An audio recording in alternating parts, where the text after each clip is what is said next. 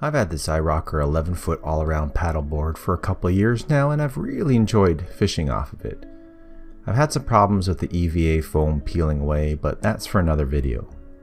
Now, I recently started trolling, but the accessories I purchased weren't so good. The actual rod holder from iROCKER was fine, but the connection to the board was poor. You couldn't tighten it down enough. And when trolling, the rod would just rotate the holder and I would have to rig up my tackle box, etc. to brace the rod. So I devised a plan to make my own system for fishing and filming accessories to attach to the paddleboard.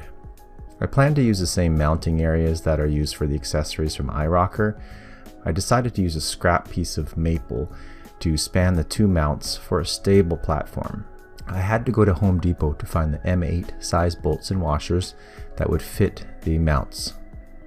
I wanted to seal up the wood, so I decided to paint it. I happened to have some white and baby blue that seemed to actually match the board really well.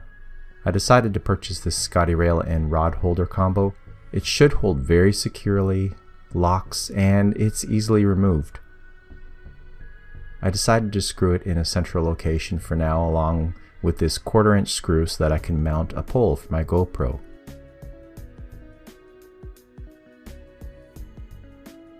I don't deflate the paddleboard through the paddling season, and in the winter I can easily remove the rail so I can fold it up for storage. It holds so well, and now I might think about adding another rail so I can add a transducer mount and sonar. I'll have a future video coming out to show it in action and my technique of trolling on the paddleboard. Basically what I'm saying is there's going to be more fishing adventures coming around the corner. So as soon as winter's over, the ice thaws out, the water warms up a little bit, I'll be out there having some more fishing adventures.